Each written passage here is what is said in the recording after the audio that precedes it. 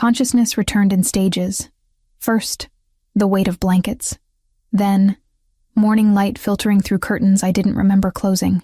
Finally, awareness that something fundamental felt wrong, though I couldn't name what. I sat up in my apartment, scanning the familiar space.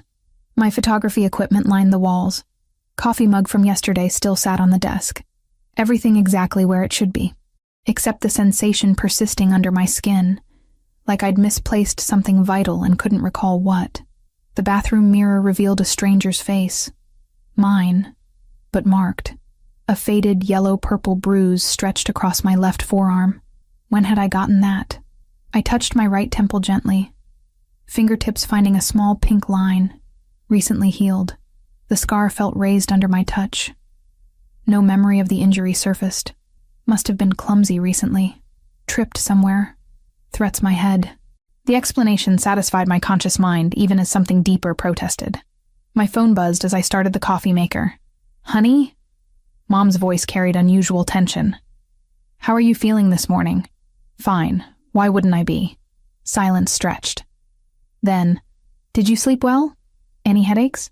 "Mom, I'm 26. I think I can manage a Tuesday morning." Of course you can." She sounded like she was convincing herself. "Your father and I just wanted to check in. Make sure you're taking those vitamins Dr. Reynolds prescribed." I opened the medicine cabinet. A bottle of supplements I didn't recall buying sat on the top shelf. The label read, "Post-viral immune support, prescribed by a Dr. Reynolds whose name triggered nothing." "Sure, I'm taking them." "Good. That's good. He said they're important for your recovery." "Recovery from what?" Another pause. "The virus you had last month, remember? You were quite run down." Had I been sick? The timeline felt slippery, like trying to grasp water. Right, the virus. "We love you, sweetheart. Call if you need anything at all." The conversation left me unsettled in ways I couldn't articulate. I drank my coffee standing at the window, watching the city wake up below. Chicago moved like it always did. Traffic, people, life continuing in familiar patterns. So why did I feel like an observer rather than a participant? Work provided distraction. I had a gallery opening that afternoon, a collection of urban landscapes I'd shot over the past year. The gallery had handled my calendar while I was resting. Megan said, voice purposefully light. "Nothing you didn't sign off on before." Before, she repeated, like the word itself could hold me steady. At least I assumed I'd shot them over the past year. Looking at my own photographs felt like viewing someone else's work. Technically proficient, compositionally strong. But the memories of taking them remained frustratingly vague. The gallery space hummed with opening reception energy when I arrived. White walls, track lighting, my name on a placard by the entrance. People milled about with wine glasses, making the appropriate appreciative noises. I smiled, shook hands, answered questions about shutter speeds and editing choices. That's when I felt it. The weight of someone's attention. Different from the casual gallery browsing. Focused. Intense. I turned. He stood across the room, studying a black and white shot of the Chicago skyline at dawn. Tall. Dark hair that fell just slightly too long to be strictly professional. A charcoal suit that fit like it had been made specifically for his frame, jacket open over a white shirt. No tie. A gold chain caught light at his throat. As if sensing my gaze, he looked up. The moment our eyes met, the world narrowed. Sound faded. People became background noise. I couldn't look away. He had the kind of face that belonged in old Italian films. Sharp cheekbones. Strong jaw shadowed with deliberate stubble. Eyes so dark they appeared almost black from this distance. And something else. Something in his expression that looked like pain wrapped in hope. My heart kicked against my ribs. Hard. Unexpected. He started walking toward me. Not rushed, deliberate. Each step measured like he was crossing a minefield. These are remarkable. His voice threats me like whiskey. Smooth with an edge that burned. Accented. Italian, maybe. "You have an exceptional eye." "Thank you." I managed to sound professional despite my pulse hammering in my throat. "Have we met before?" "No." The word came out too quickly, too sharp. He softened it with a careful smile. I would remember. It's just... I gestured vaguely between us. You seem familiar somehow. His jaw tightened almost imperceptibly. Perhaps I have one of those faces. I don't think so. We stood there, trapped in a moment that stretched too long to be comfortable, but neither of us moved to break it. Up close, I could see a thin scar cutting through the right side of his neck, just above his collar. Old. Well-healed. The kind of mark that told a story I suddenly wanted to hear. I'm Giovanni. He extended his hand. Olivia. When our palms touched, electricity shot up my arm. Not metaphorical. Actual physical sensation like touching a live wire. I gasped. He didn't let go immediately.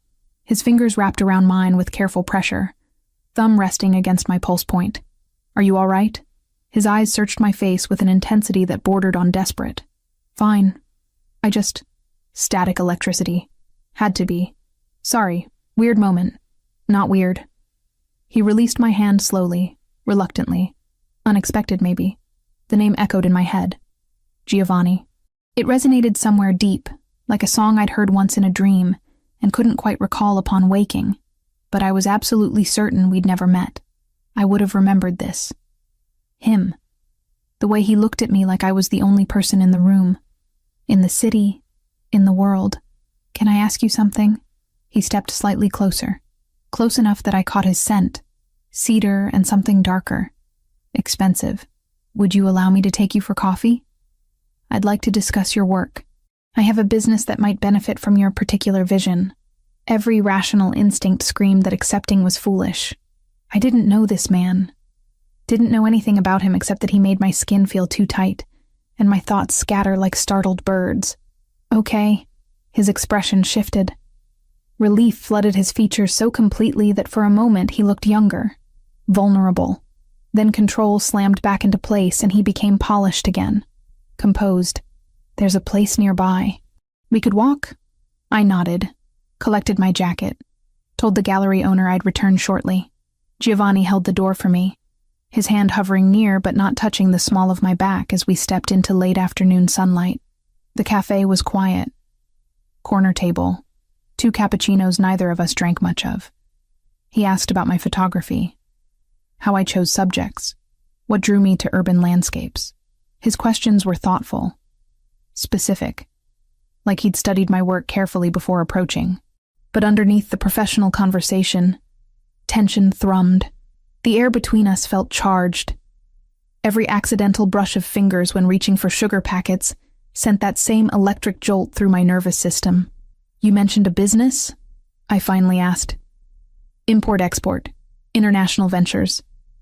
We're expanding our marketing presence, and your eye for capturing authentic urban beauty would be invaluable. Vague. Deliberately so. But something in the way he said it made me think the business was more complex than simple import-export.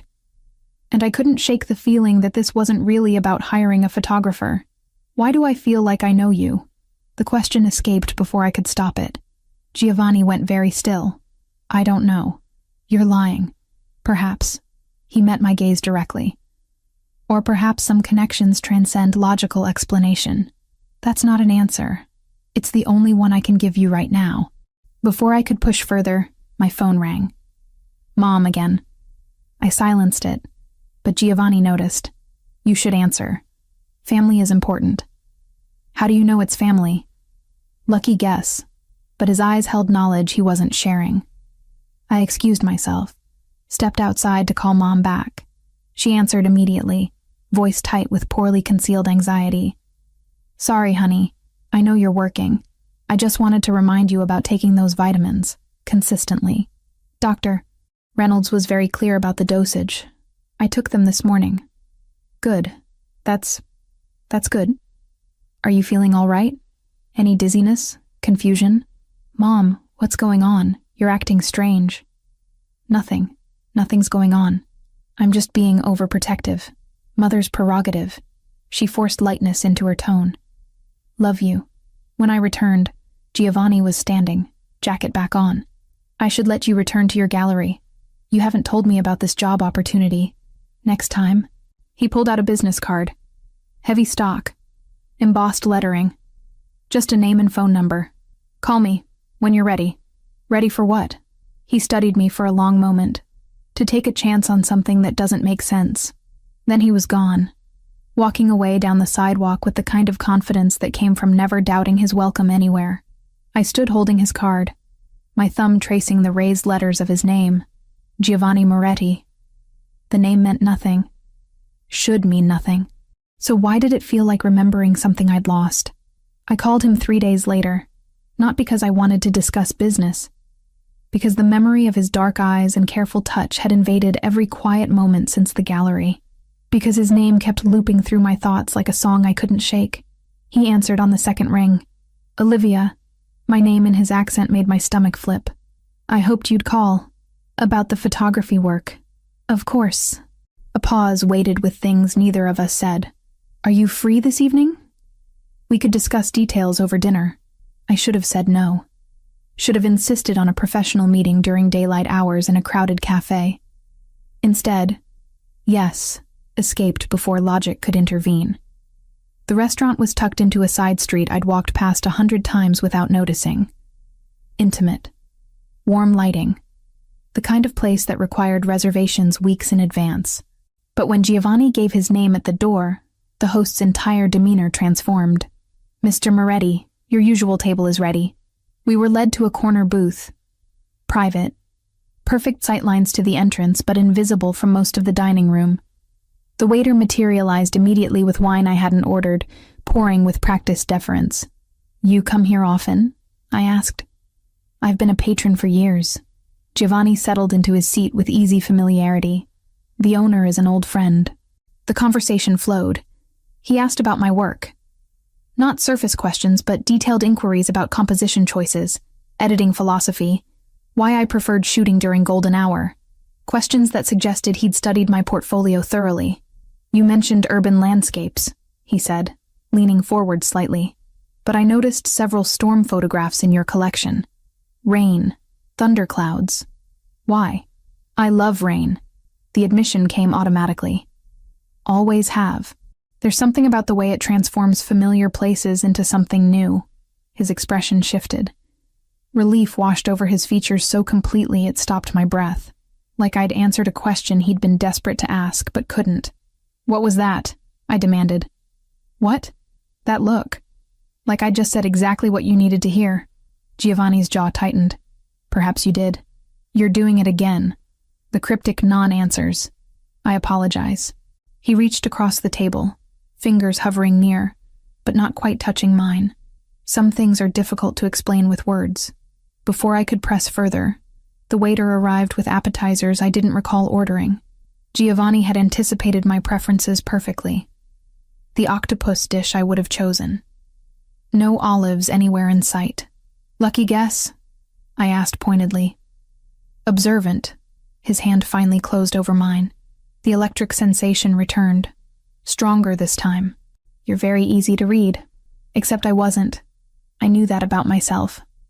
Most people found me guarded. Difficult to know. But Giovanni navigated my reactions like he'd mapped them years ago. The meal stretched into hours. Wine flowed. Conversation ranged from photography to travel to philosophy. He spoke Italian occasionally, musical phrases that made my pulse quicken, despite not understanding the words. When I asked what he'd said, he'd translate something innocuous that didn't match the intensity in his eyes. Tell me about your family, he said during dessert. Mom and Dad in the suburbs. Older sister Lauren, pretty standard. You're close with them? Very. Though lately Mom's been, I hesitated, overprotective, calling constantly, asking strange questions about my health. Perhaps she has reason to worry. What's that supposed to mean? He studied me for a long moment. Nothing. Mothers worry. It's universal. But the way he said it suggested knowledge he wasn't sharing. Again. We left the restaurant near midnight. Giovanni insisted on walking me home despite the distance. Chicago streets were quieter now, our footsteps echoing off brick and glass. He maintained careful space between us, close enough to be protective, far enough to be respectful. Can I see you again? He asked when we reached my building. This wasn't about business, was it? No. At least he was honest about that. Then what is it about? Getting to know you. His hand came up, fingers trailing along my jawline with aching gentleness. If you'll allow it. I should have pushed for real answers. Should have demanded he explain the familiarity, the careful choreography, the way everyone around him acted like he was someone important. Instead, I nodded. He left without kissing me, but the ghost of his touch lingered on my skin long after he disappeared into the night. The next morning, flowers arrived at my apartment. White roses. 2 dozen. No card, but I knew who sent them. When I called to thank him, he answered like he'd been waiting. There's an art exhibit opening tonight. Come with me. Giovanni. Please. That single word, weighted with something close to desperation, shattered my defenses. The days blurred together after that. Giovanni appeared in my life with increasing frequency. Always polite. Always asking permission, but always there. At the coffee shop where I edited photos. Outside the gallery after a client meeting. Walking his route to my building somehow aligned perfectly with my schedule. I mentioned it to Mom during one of her daily check-ins. There's this man. I started. A man. Her voice pitched higher. Tell me everything. I described Giovanni. His intensity. The way he looked at me like I was the answer to a question he'd been asking his entire life. What's his name? Mom asked. Giovanni Moretti. Silence. Then, that's wonderful, honey. I'm so happy for you. You don't even know him. I'm sure you have good judgment. When can we meet him? The enthusiasm felt wrong. Forced, like she was reading from a script. Maybe soon, I said carefully. Good. That's good. Your father and I would love that. And Olivia? Are you still taking those vitamins Dr. Reynolds prescribed? Yes, Mom. Every day? Consistently? Why does everyone keep asking me about these vitamins? Because they're important. Her tone sharpened slightly. For your recovery. From a virus I don't remember having. Another pause. Memory can be tricky sometimes. Just keep taking them, okay? Megan showed up at my apartment that afternoon unannounced. She brought coffee and pastries and a worried expression she couldn't quite hide. So, she settled onto my couch. Mom called me. Said you're seeing someone? News travels fast. She seemed excited, which is weird because Mom doesn't usually get excited about your dating life. I know. I sat across from her. Everything's been weird lately. How are you feeling? Megan leaned forward. Any headaches, dizziness, confusion? Why does everyone keep asking me that? Because we care. But her eyes slid away from mine. Have you been taking the vitamins? Jesus Christ, Megan. What is with the vitamins? They're important. Dr. Reynolds was very specific about... I don't even remember seeing Dr. Reynolds. She flinched. Actually physically recoiled. You were really sick. It's natural to forget some details. Is it?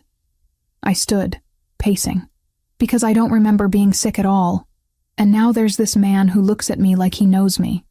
And everyone's acting strange. And I keep having this feeling like I'm missing something crucial. Megan stood too, reaching for my hands.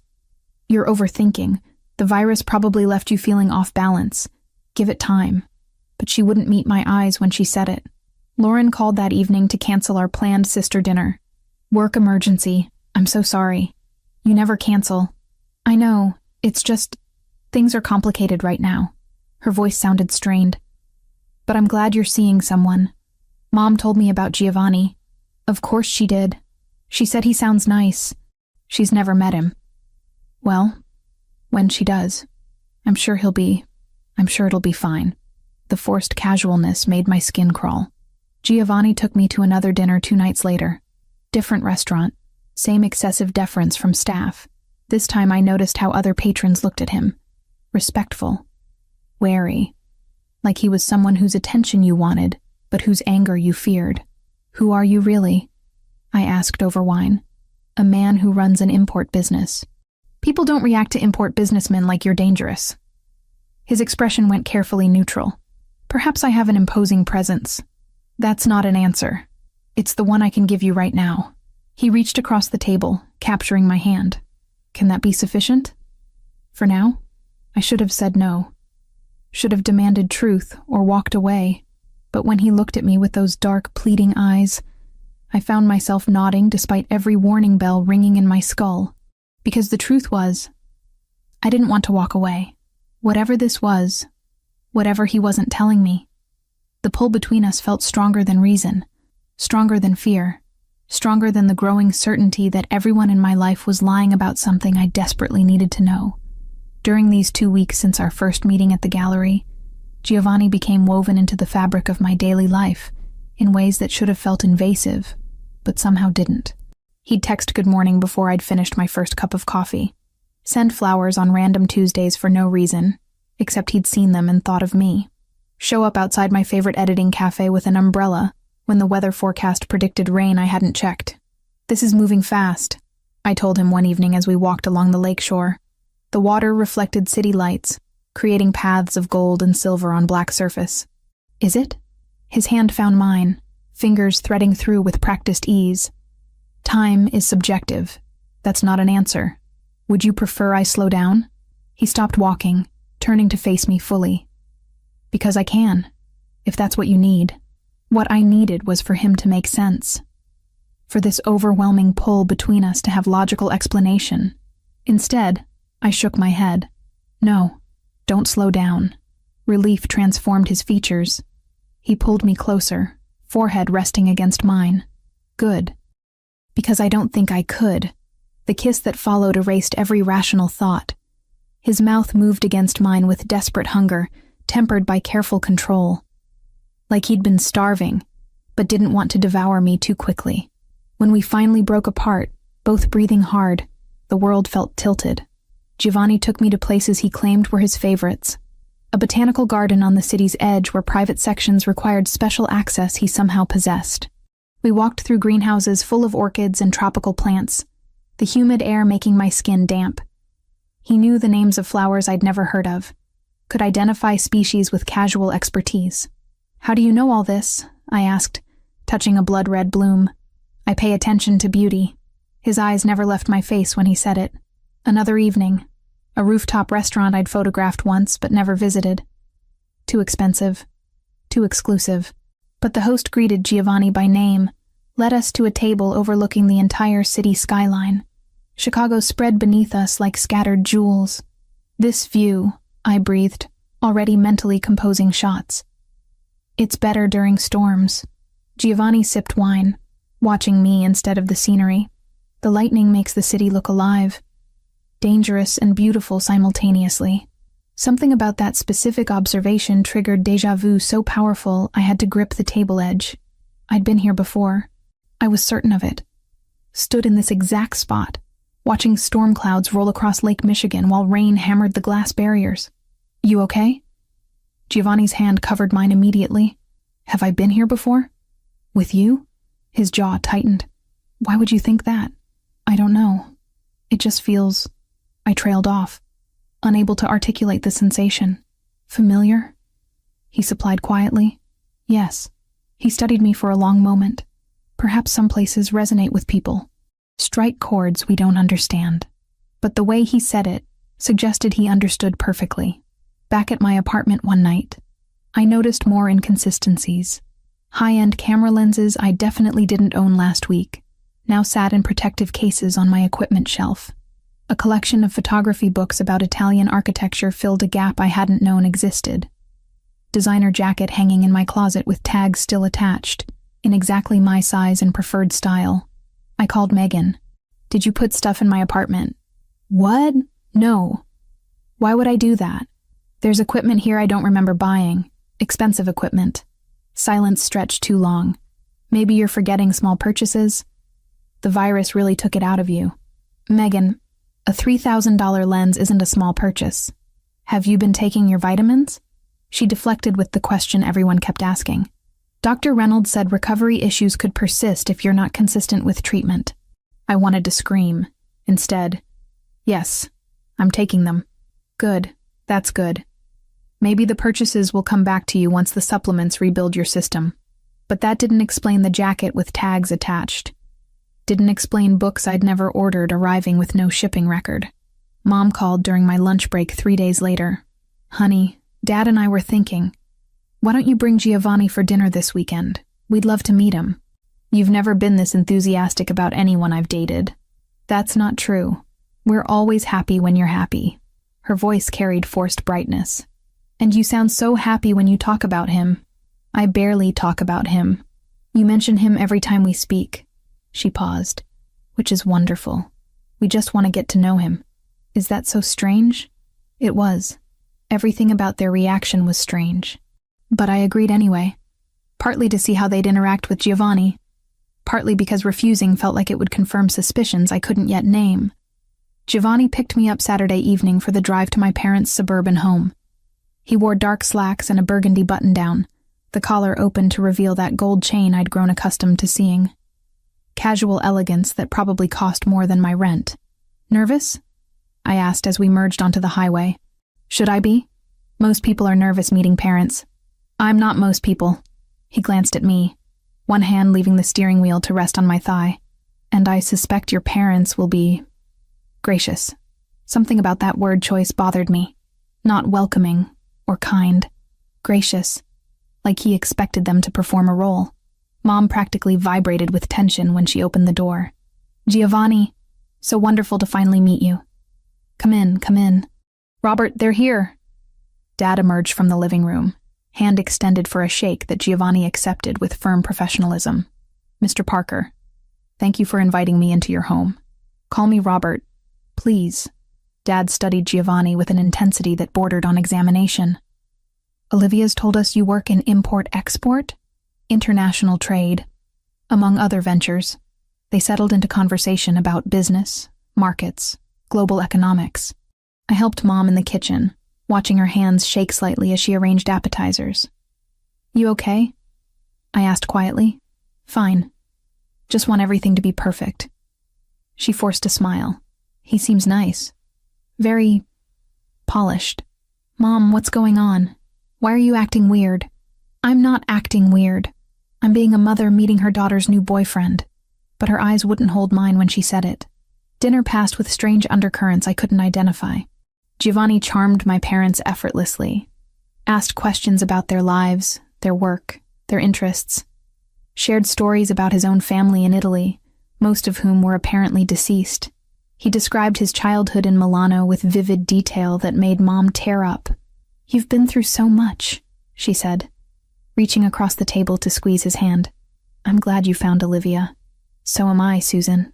He looked at me when he said it. More than you know. The familiarity jarred me. When had they transitioned to first names? Why did my parents treat Giovanni like he was already family rather than someone they'd just met? After dinner, Dad pulled Giovanni aside for what he called a quick chat in his study. I helped Mom load the dishwasher, watching her carefully. You really like him, I observed. Of course. He obviously cares about you deeply. She rinsed a plate, movements mechanical. That's all we've ever wanted. For you to be happy and cared for. Why does it sound like you already knew that?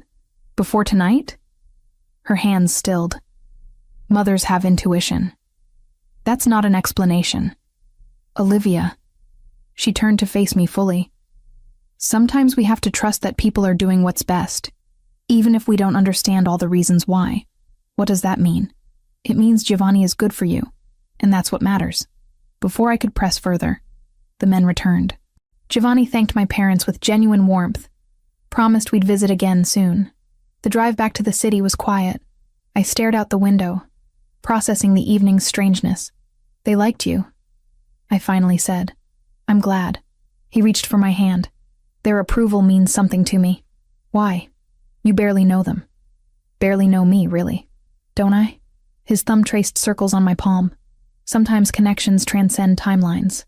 You keep saying cryptic things like that. I know. He brought my hand to his lips, pressing a kiss to my knuckles.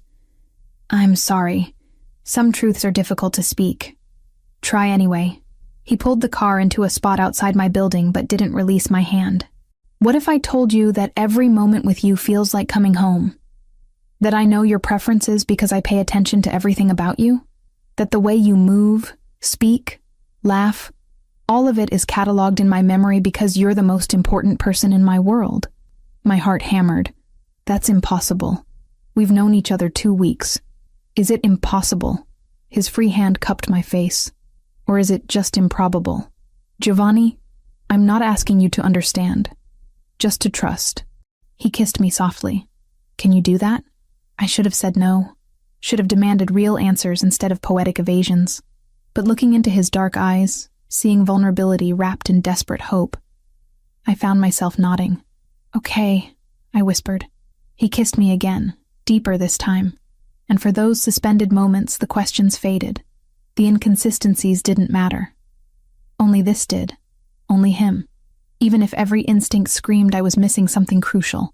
Giovanni invited me to a formal dinner with his business associates, 3 weeks after we'd first met. The restaurant was downtown, tucked into a building I'd photographed once but never entered. Private dining room, dimmed lighting, an atmosphere that prickled my skin with unease before we'd even sat down. You're sure about this? I asked in the car, smoothing my emerald dress. Giovanni had sent it to my apartment with a note saying only for tonight. It fit perfectly. Of course it did. I want them to meet you. His hand rested on my knee, warm through silk. You're important to me. They should know that. The room held maybe 15 men when we arrived, all older than Giovanni, all watching us with identical expressions of careful assessment. The energy reminded me of nature documentaries. Predators sizing up territory. A tall man with silver-streaked hair approached immediately. Giovanni. They embraced with familiarity that spoke of years. And this must be Olivia. Franco Bellini, Giovanni introduced. My oldest friend and most trusted advisor. Franco's handshake was firm but brief. His eyes never left my face, studying with an intensity that made me want to step backward. Giovanni speaks of you constantly. It's a pleasure. But his expression suggested pleasure was the wrong word. Concern, maybe, or calculation. The dinner stretched through multiple courses. I sat beside Giovanni, his hand occasionally finding mine under the table. The men discussed shipping routes, international markets, regulatory challenges in terms that sounded legitimate, but felt coded, like they were speaking a language I almost but didn't quite understand. And your work, Miss Parker? One of the older men leaned forward. Giovanni mentioned you're a photographer? That's right. Urban landscapes, mostly. Beautiful and talented. He raised his wine glass in salute. Our Giovanni is a lucky man. The way he said our made my stomach tighten. Like Giovanni belonged to them. Or they to him. Franco watched me throughout the meal with unnerving attention. Not hostile, exactly. More like he was checking for something specific, and couldn't find it. Once, when I reached for water, he exchanged a loaded glance with Giovanni that I couldn't interpret. Halfway through dinner, one of the younger associates addressed me directly. How are you settling back into... He cut himself off so abruptly his fork clattered against his plate. How are you settling into the relationship?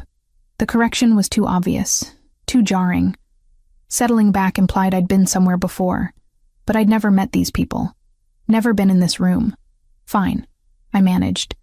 Everything's been unexpected, but good. Giovanni's hand tightened on mine. When I glanced at him, something raw flickered across his features before control slammed back into place.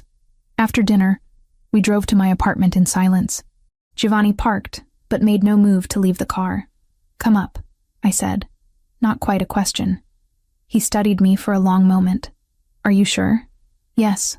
My apartment felt smaller with him in it. He moved through the space like he was relearning geography he'd once known by heart. Pausing at the window, trailing fingers along the bookshelf, standing in my bedroom doorway with an expression I couldn't read. Giovanni? He turned, crossed the room in 3 strides, pulled me against him with careful urgency. Tell me this is real. That you want this. It's real. My hands found the buttons of his shirt. I want this. The first time we made love, my body responded with terrifying familiarity, like muscle memory overriding conscious thought. Every touch felt simultaneously new and ancient. Giovanni whispered Italian against my skin, phrases I didn't understand, but that made heat pool low in my belly. Sei mia, he breathed. Sempre mia. The words resonated in ways I couldn't explain, made something deep inside me ache with recognition. Afterward, he fell asleep with his arm around my waist, face buried in my hair. I lay awake, listening to his breathing even out. Careful not to wake him, I slipped from bed and grabbed my robe. His jacket hung over my desk chair. I shouldn't have looked. Knew I was crossing a line, but my hands moved before reason could stop them, fingers sliding into the inner pocket. Photographs. Maybe a dozen. All of me. My breath caught. I shuffled through them with shaking hands. Me in a white dress, laughing. Me and Giovanni with arms wrapped around each other, both wearing rings. Me on a beach in sundress I'd never owned. Me in front of buildings I'd never visited. One stopped my heart. Wedding photograph. Professional. I wore a lace gown, held a bouquet of white roses. Giovanni stood beside me in a tuxedo, looking at me like I hung the moon. We were surrounded by people I'd never met, in a church I didn't recognize. I shouldn't have looked, but a folded invoice peeking from Giovanni's jacket pocket snagged my attention. La Primavera framing, custom archival mount, 16 and 20 rush. The description meant nothing and everything. A frame for what? For whom? I slipped the paper back, palms suddenly damp. The question pulsed in my ears all night. What are you hiding from me that feels like it belongs to me? I spun. Giovanni stood in the bedroom doorway, pulling on his pants. His eyes went to the photographs in my hands. All color drained from his face. What are these? My voice came out strangled. I can explain. You have pictures of us getting married. Married, Giovanni, and I don't remember any of it. He moved toward me slowly, hands raised like I was a spooked animal. Please, let me explain. How long have you been lying to me? I haven't lied. I've just omitted certain truths. That's the same thing. The photos scattered across my desk as I threw them down. Who are you? Who am I? What the hell is happening? You need to calm down. Don't tell me to calm down. You've been pretending we just met when apparently we're married? Or were married? I pressed my palms against my temples. I don't understand. I know. His voice cracked. I know you don't. But there are reasons. Good reasons why we've done this. We? Who's we? He reached for me. I stepped back. Don't touch me right now. Pain flooded his expression. Olivia, please, trust me. Trust you? You've been lying since the moment we met. Not lying. Protecting. From what? He opened his mouth, closed it, struggled visibly with whatever he wanted to say. I can't tell you that. Not yet. The doctors. Doctors. What doctors? Please. He looked desperate now. Broken. Please just give me time to do this right. Do what right? Help you remember. The words hit like a physical blow. Remember what? Us. Our life. Everything you forgot. My knees gave out. I sat hard on the bed, staring at him. I have amnesia. Yes. From what? An accident. 6 weeks ago. You were in the hospital for 2 weeks. When you woke up, you'd lost the last 2 years of memory. 2 years. The vitamins. The constant questions about my health. Mom's forced enthusiasm. Megan's careful monitoring. Everyone acting like they were reading from a script. Everyone knows, I whispered. My family. My friends. They're all in on this. Giovanni nodded miserably. And you what? Decided to make me fall in love with you all over again instead of just telling me the truth? The doctors advised it. Said forcing the memories could cause more damage. That recreating our relationship naturally would be safer. Safer. I laughed. Hysterical. Broken. You think this is safer? Letting me think I'm going crazy? I'm sorry. He dropped to his knees in front of me. I'm so sorry. But I couldn't lose you. And if telling you the truth meant risking more damage, I couldn't. Get out. Olivia. Get out of my apartment. Now. He stood slowly, collected his jacket, paused at the door. I love you. That's real. Everything between us is real. Even if you don't remember it yet, how would I know? Tears streamed down my face. How would I know what's real when everyone's been lying to me? He left without another word. The door clicked shut. I sat surrounded by photographs of a life I couldn't remember. with a man I'd fallen for who turned out to be my husband, and tried to figure out which way was up.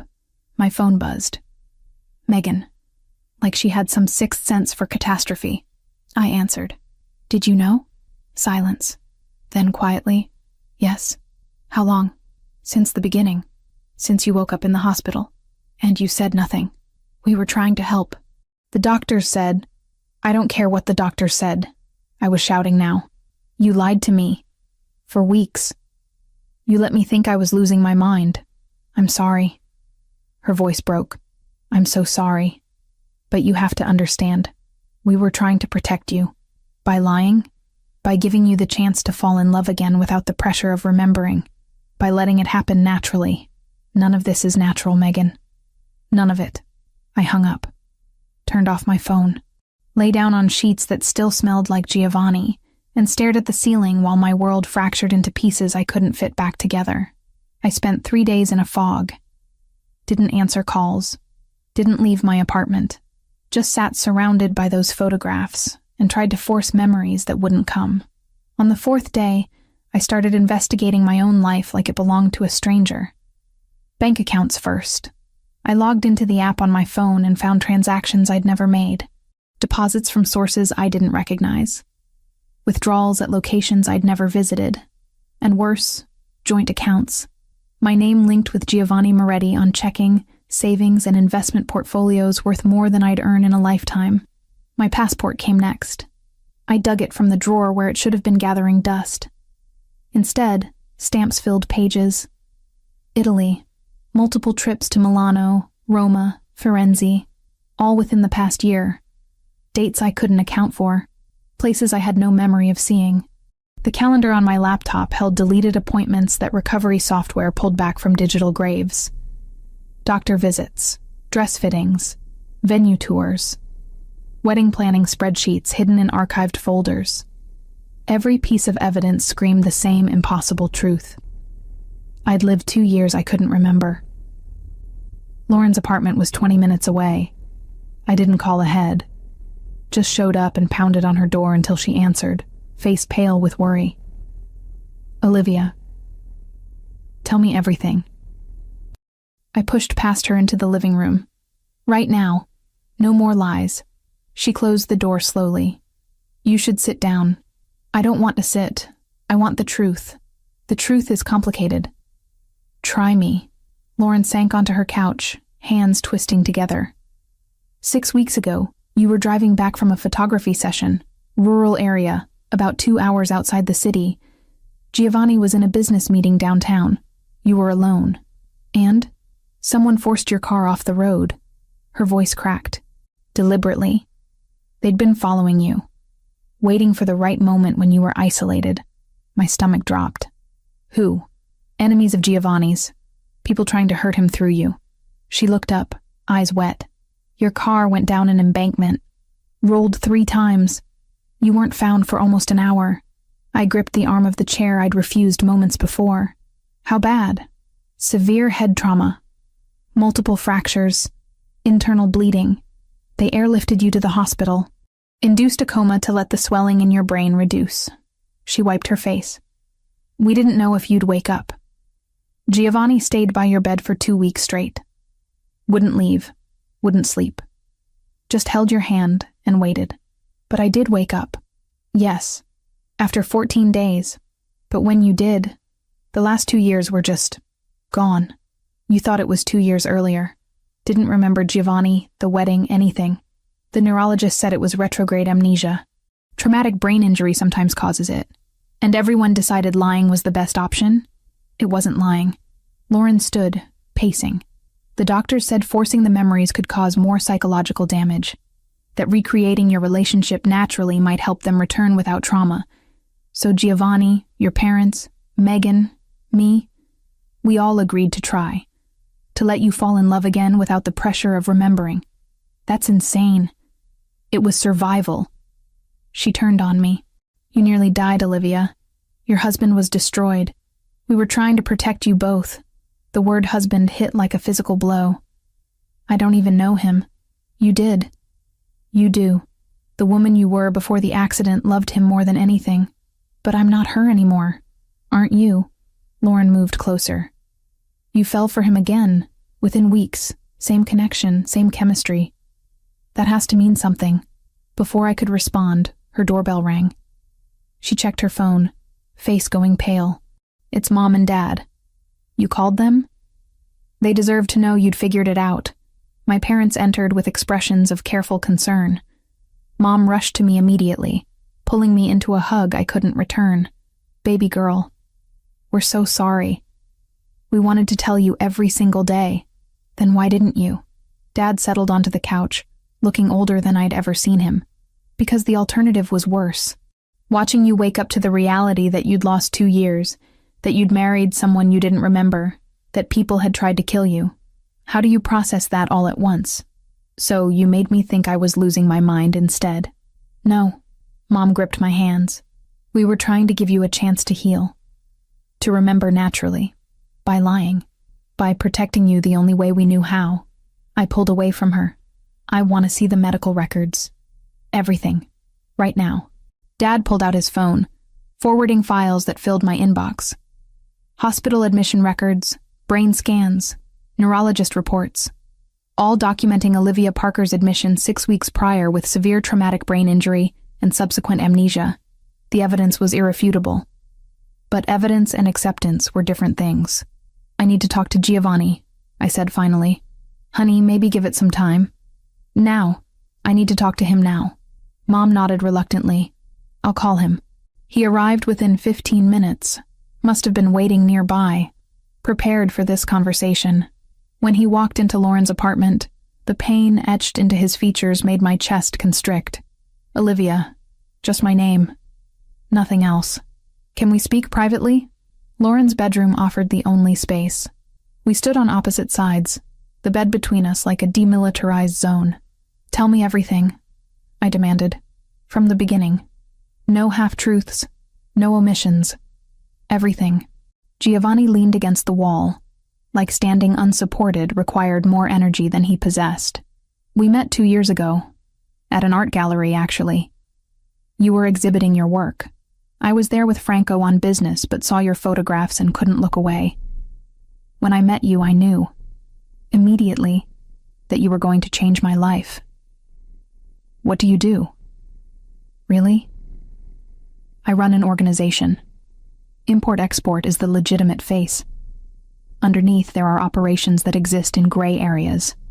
Some illegal, some just morally complicated. He met my eyes. I'm not a good man, Olivia, but I've tried to be better since meeting you. You're telling me I married a criminal. I'm telling you that you married someone who loved you enough to give you the choice. I told you what I was after 3 months. Showed you everything. Expected you to leave. His voice dropped. You stayed. Why would I do that? Because you saw past what I did to who I was trying to become. Because you believed in second chances. Because you loved me as much as I loved you. He pushed off the wall. We got married 6 months ago. Small ceremony. Just family and close friends. You wore white roses. Said they reminded you of first snowfall. The detail struck something deep. White roses. Snow. A flash of memory so brief I couldn't grasp it. The accident. I prompted. My fault. I should have sent security with you. Should have insisted you didn't take that job. But you were so excited about the landscape work, and I couldn't deny you anything. Self-loathing saturated every word. They used it against us. Tracked you. Waited until you were vulnerable. Forced you off the road. Who? Rivals. They've been dealt with. The way he said it suggested permanence. And you decided lying was better than just telling me. The neurologist was explicit. Dr. Reynolds. He said forcing traumatic memories could cause irreparable psychological damage. That allowing them to return naturally through familiar experiences was the safest path. Giovanni crossed his arms. So we recreated our first meeting. Our first dates. Gave you the chance to fall in love without the weight of expectations. Except I did fall in love. The admission hurt. With someone who doesn't exist. I exist. He moved closer. Every moment was real. The only difference is you didn't remember the history, but the connection, the feelings, those were genuine. How would I know? How would I know what's real when everyone's been performing roles? Because you feel it. He reached for my hand. I didn't pull away. Your body remembers even when your mind doesn't. The way you respond to my touch, the way you laugh at my jokes, the way you look at me when you think I'm not watching. That's not performance. That's truth. I wanted to argue, wanted to be angry. But standing there, his hand in mine, warmth spreading up my arm, I couldn't deny the pull. Couldn't deny that every cell in my body recognized him, even when my conscious mind drew blanks. I need time, I whispered. Take all the time you need. He released my hand reluctantly. I'll wait, however long it takes. Even if you never remember, even if you decide this isn't what you want, I'll wait. What if I can't be her, the woman you married? You are her. Memory doesn't define identity. You're still Olivia, still the woman who sees beauty in storms, who speaks 5 languages when she's nervous, who eats ice cream directly from the container at midnight. A sad smile touched his lips. Still the woman I love more than my own life. I left Lauren's apartment alone, refused rides from everyone, needed to walk, to think, to process the impossible reality that I'd lived an entire life I couldn't access. My phone rang as I reached my building. Unknown number. I answered anyway. Miss Parker?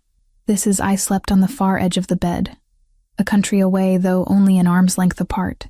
Before dawn, he tucked a blanket over my shoulders and left a glass of water on my nightstand, the way muscle memory sets your body moving while the mind is still lost. We were both learning how to love without a map. Dr. Reynolds. Your family asked me to reach out. I'd like to schedule an appointment to discuss your recovery. Recovery? Like I was broken. Maybe I was. Tomorrow, I agreed. I'll come tomorrow. That night, I lay in bed staring at wedding photographs I'd pulled from that hidden folder. Studied the woman in white who wore my face but lived in memories I couldn't reach. She looked happy, radiant, completely in love with the man whose arms wrapped around her. I tried to remember, tried to force something, anything, to surface. Nothing came, just the persistent sense that I'd lost something vital I'd never get back. Dr. Reynolds' office occupied the top floor of a medical building I'd never visited but somehow felt familiar. Glass walls overlooking the city, modern furniture and calming grays. A receptionist who greeted me by name before I'd introduced myself. Miss Parker.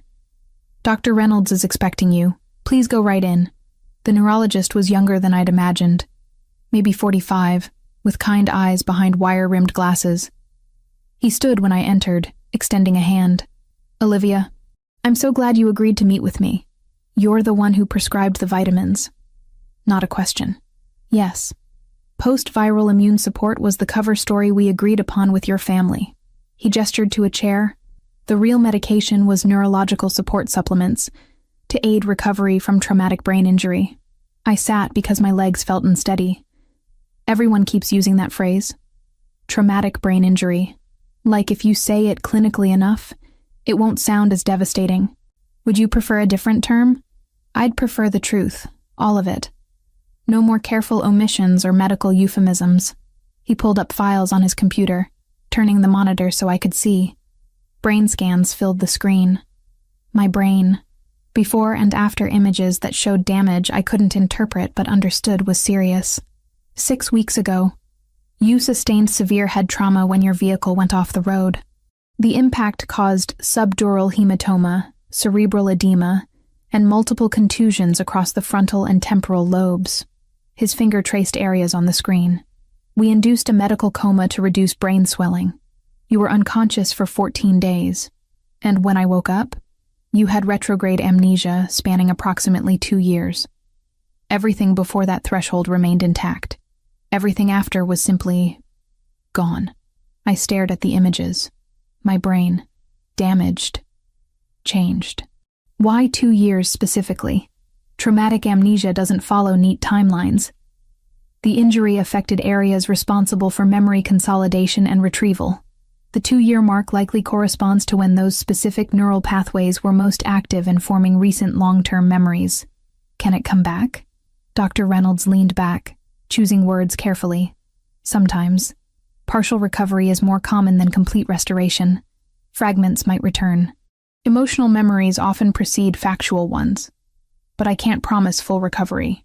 Enforcing it, telling me everything immediately, could have caused additional psychological trauma. When someone loses memories of significant life events, especially positive ones like marriage, forcing confrontation with that loss can trigger depression, anxiety, even dissociative episodes. We chose gradual reintroduction because research suggests experiential relearning is safer than cognitive bombardment. You mean lying to me was safer? I mean protecting your mental health while giving your brain time to heal was our priority. No apology in his tone. Just clinical assessment. The approach we took has shown success in similar cases, allowing you to develop feelings naturally, without the pressure of remembering, created authentic emotional connections that might trigger memory restoration.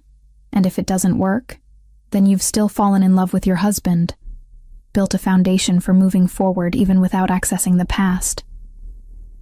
A knock interrupted. The door opened before either of us could respond.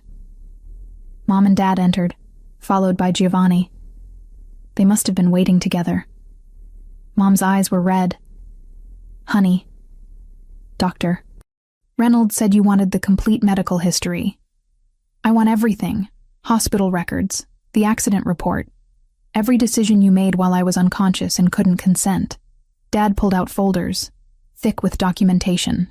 It's all here. Every test, every consultation, every discussion we had about the best path forward. I took the files, hands shaking slightly. Giovanni remained by the door, giving me space, but clearly struggling with the distance. The accident, I said, looking at him. Tell me exactly what happened.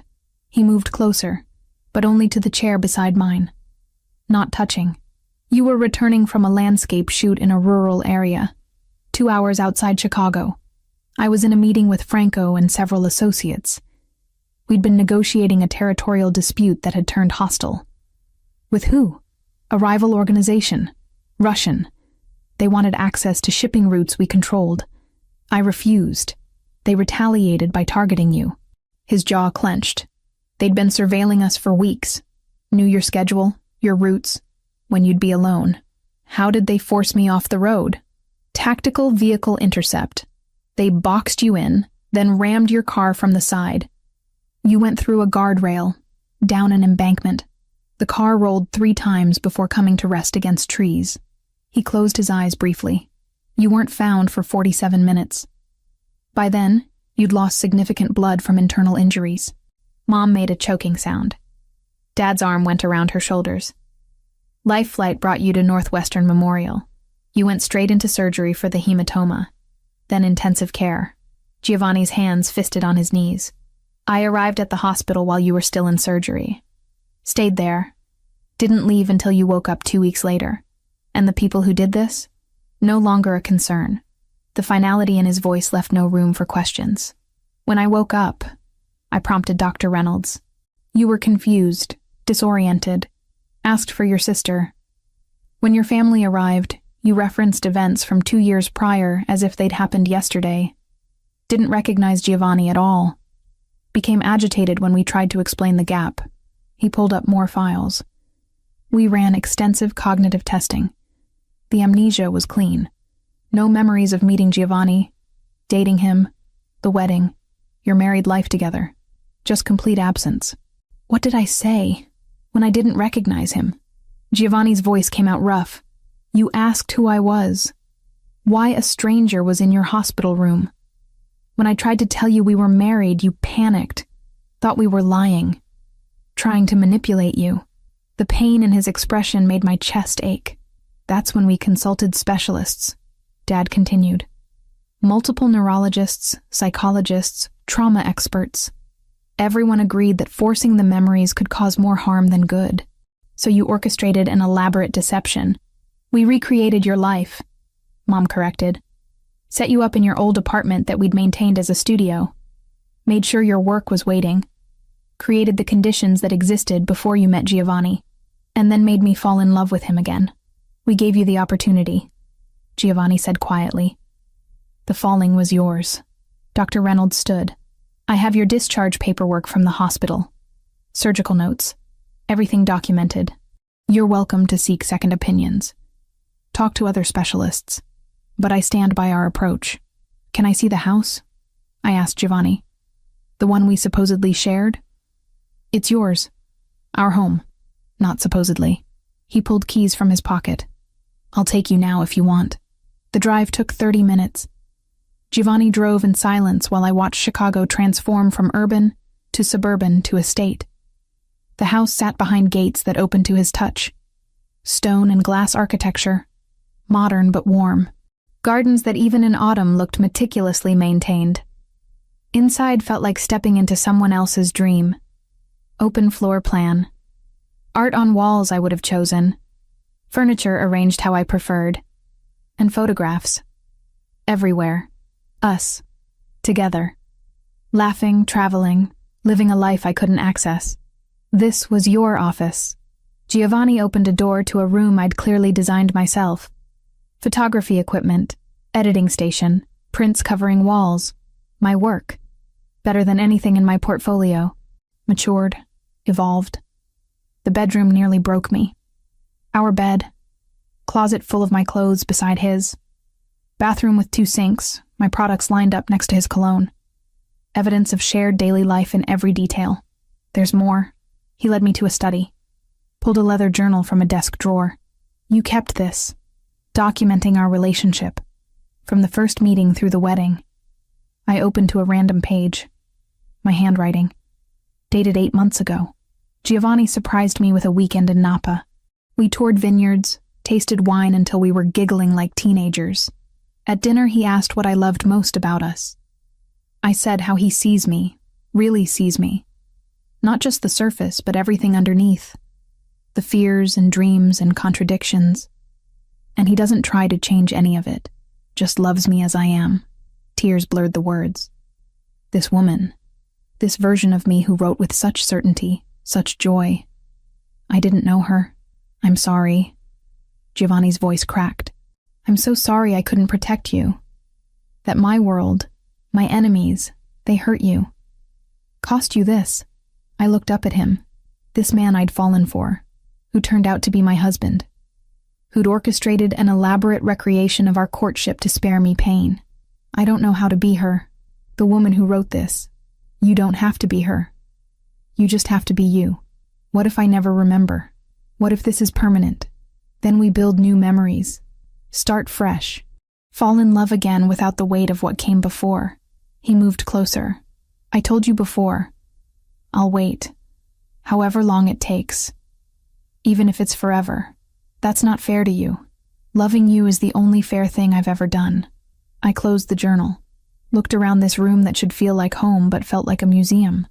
I need time to process this. All of it. Take all the time you need.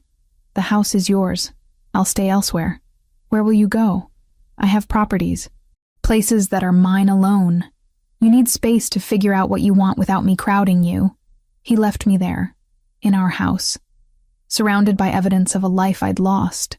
I wandered through rooms, touching furniture, studying photographs, trying to force recognition that wouldn't come. In the master bathroom, I found more of the vitamins. Post-viral immune support. The lie that had kept me compliant. I dumped them down the sink. My phone rang. Megan. I answered this time. Are you okay? I don't know. Am I? Is any of this okay? Probably not, but it's what we have. She paused. For what it's worth, I'm sorry. We were trying to help. I know. I understand that now. Doesn't make it hurt less. Do you love him? Still? Even knowing everything? I thought about Giovanni's hands. Careful and gentle. His eyes when he looked at me. The way my body responded to his presence like coming home to something familiar. Yes, which might be the most confusing part of all this. Then maybe that's what matters. Not the memories you lost, but the feelings you found. After we hung up, I lay in the bed I'd apparently shared with Giovanni for 6 months. His side still smelled like cedar and something darker. I pressed my face into his pillow and tried to remember. Tried to access even one clear memory of choosing him, loving him, marrying him. Nothing came. Just the persistent ache of loss for something I couldn't even properly grieve. But underneath that ache, something else stirred. Recognition. Not of memories, but of rightness. Like my soul knew what my mind had forgotten. Maybe that would have to be sufficient for now. I spent a week alone in the house Giovanni and I had shared. A week of therapy sessions with Dr. Reynolds, of reading my own journal entries like they belonged to a stranger, of touching furniture and trying to force connections that remained stubbornly absent. Megan showed up on day 5 with takeout, and tears already streaming down her face. "I'm so sorry," she said, before I'd even let her fully inside. "I'm so sorry. I hated every second of lying to you. I cried myself to sleep most nights knowing you were confused, and I couldn't just tell you the truth." We sat on the living room floor, containers of Thai food between us, and she told me everything, how Giovanni had called her from the hospital, voice destroyed, begging for help, how they'd all gathered in a conference room with Dr. Reynolds, and decided together that gradual reintroduction was safest, how she'd practiced conversations in her mirror, rehearsing casual lies until they sounded natural. "You have to understand," she said, gripping my hands. "We weren't trying to manipulate you.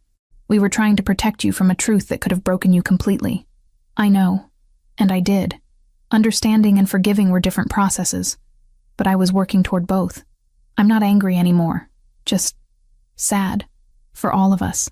Do you love him? Still? I think I never stopped. My body remembered even when my mind couldn't." Lauren came the next day. Brought photo albums I'd never seen. Us as children, teenagers, adults navigating life together. Then newer photos.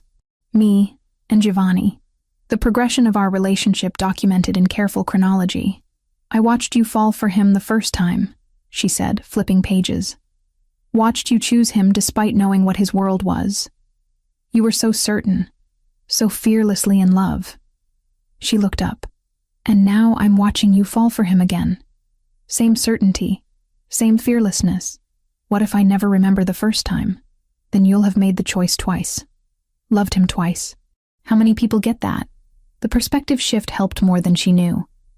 Giovanni respected my request for space, but sent texts. "Good morning. Thinking of you.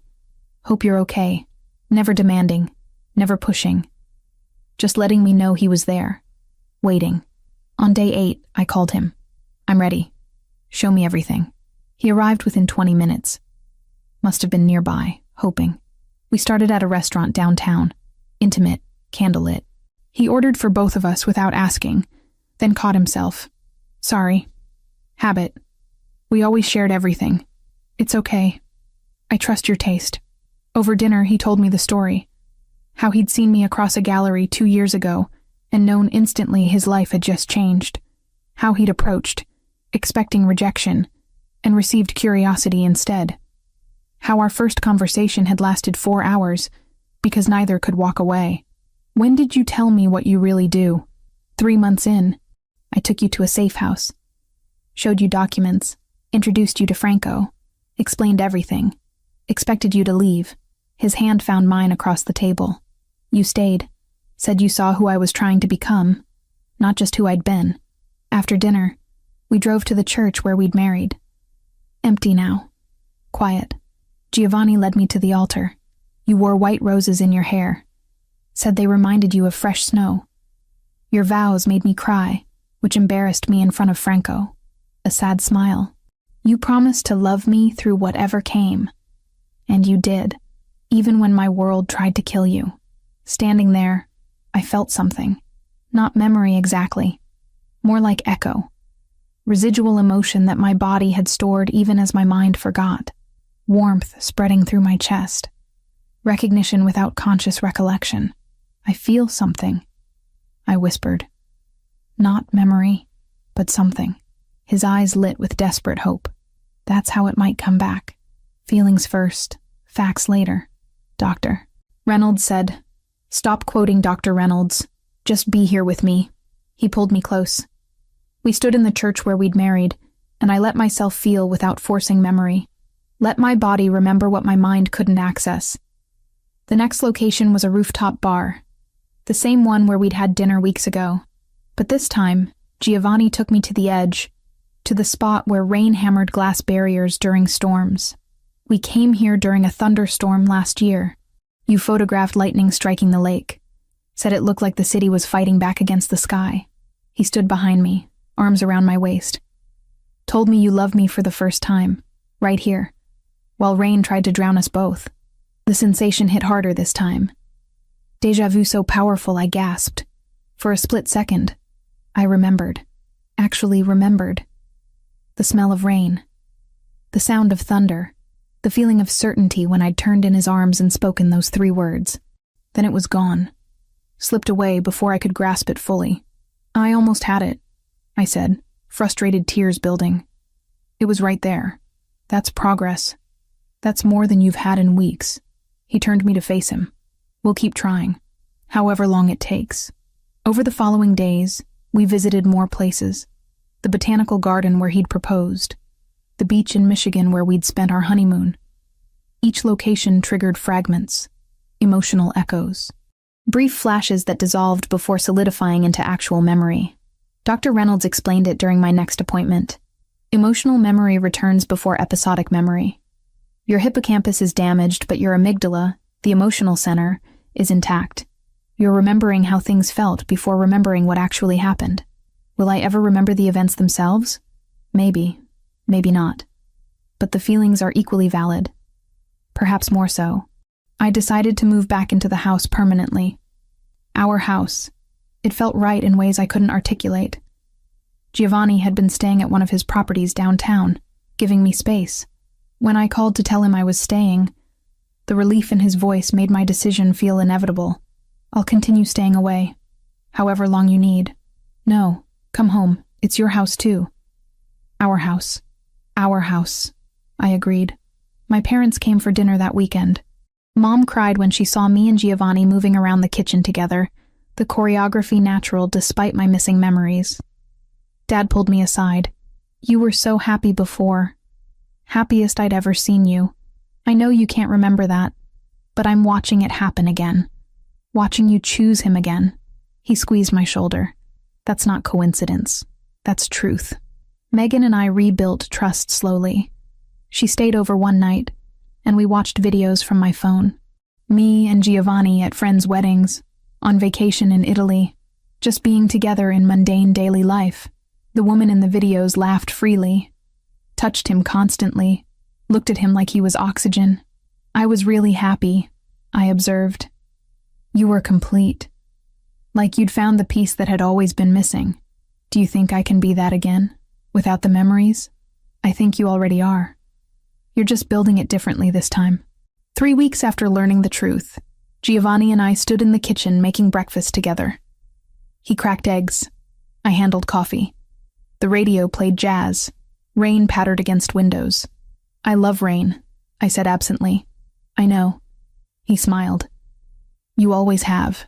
And in that moment, surrounded by the ordinary domestic beauty of Saturday morning, I realized something crucial. The memories might never fully return, but the love was here. Present. Real. Giovanni? He looked up from the stove. I love you. The words came easily, truthfully. I don't remember falling in love with you the first time, but I'm falling in love with you now. And that feels like it matters more. The spatula clattered to the counter. He crossed to me in 3 steps, cupping my face with hands that trembled slightly. Say it again. I love you. Not because I remember loving you before, because I choose you now. When he kissed me, it felt like coming home and starting new simultaneously. Past and present collapsing into a single moment of certainty. We'd rebuild, create new memories while fragments of old ones surfaced when they were ready. And maybe that was better than simply recovering what was lost. Maybe choosing him twice, loving him twice, meant something more profound than memory ever could. Outside, rain continued falling. Inside, we built our future from pieces of a past I couldn't access but didn't need to. Because this, right here, was real. And reality was turning out to be more than I'd dared hope for.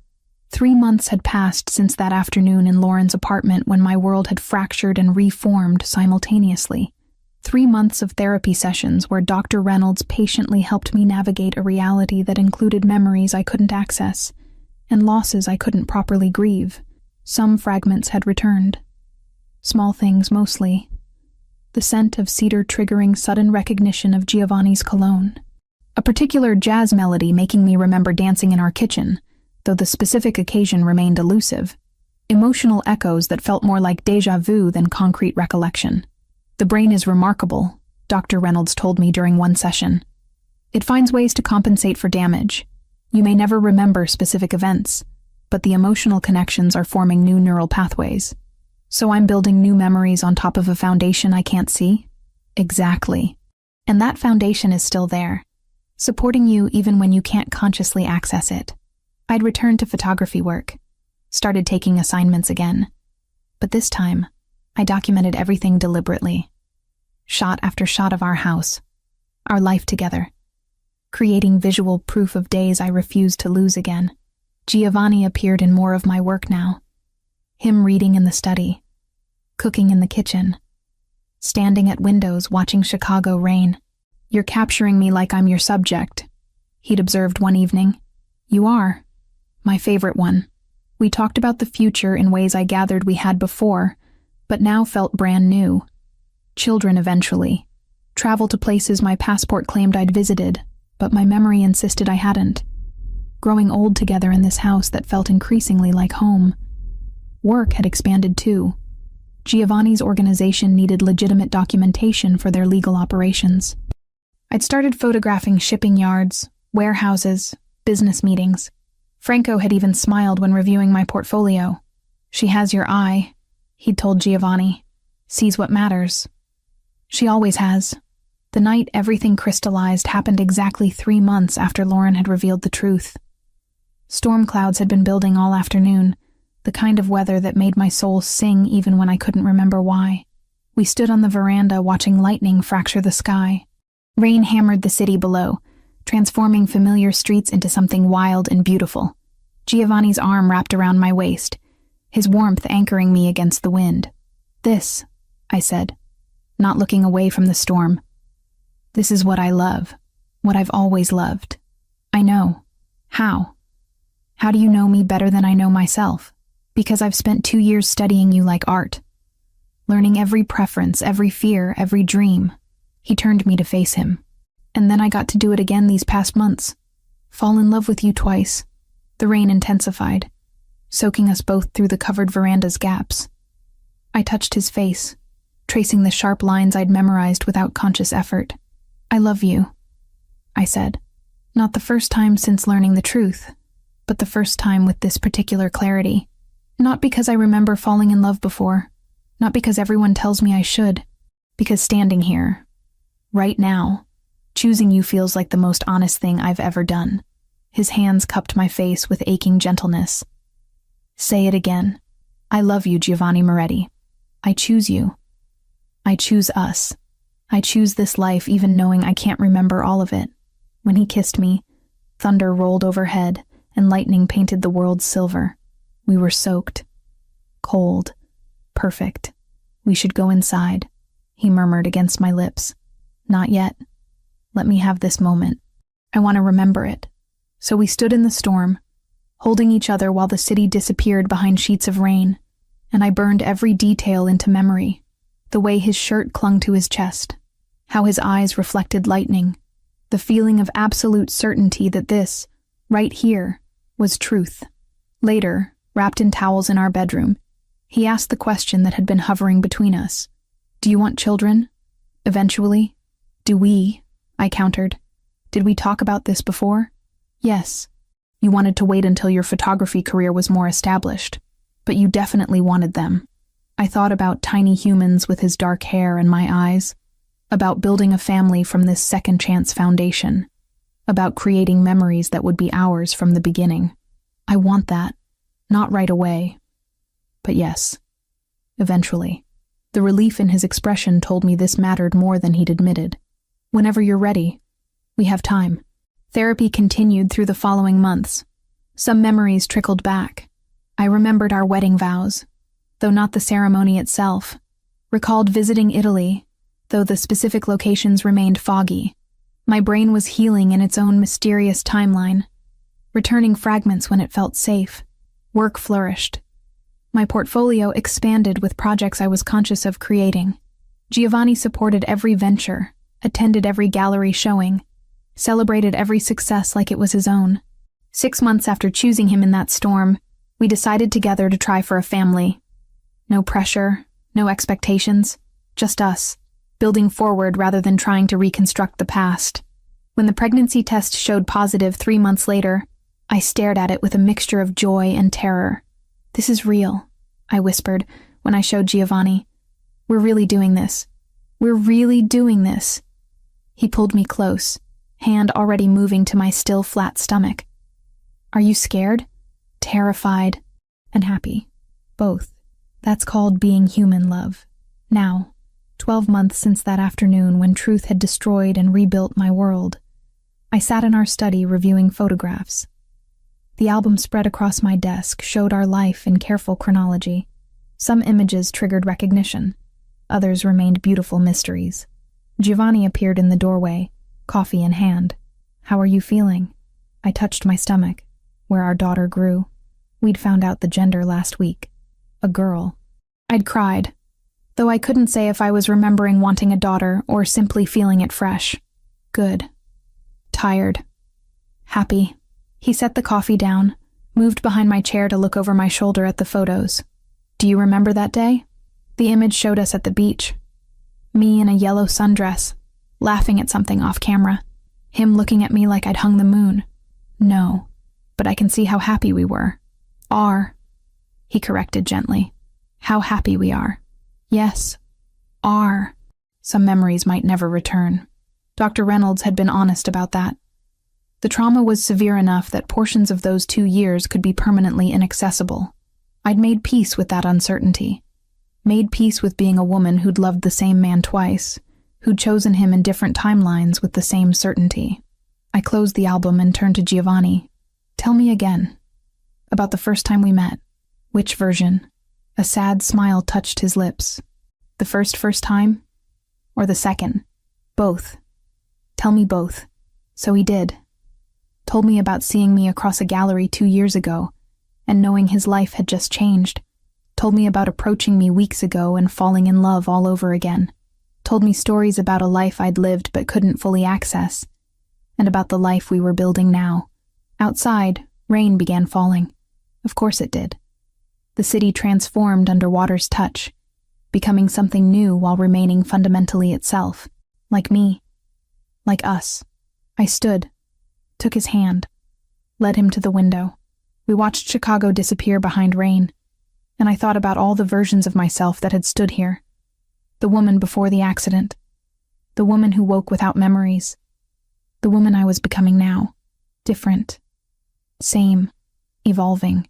"I'm glad you waited," I said quietly. "Glad you let me fall in love with you again instead of just telling me I already had.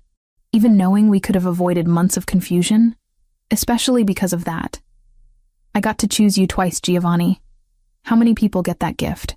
He rested his hand over mine on my stomach. Our daughter moved beneath our touch, a reminder that we were building forward, creating a future that didn't require perfect memory of the past. "Thank you," he whispered. "For what?" "For choosing me. Both times.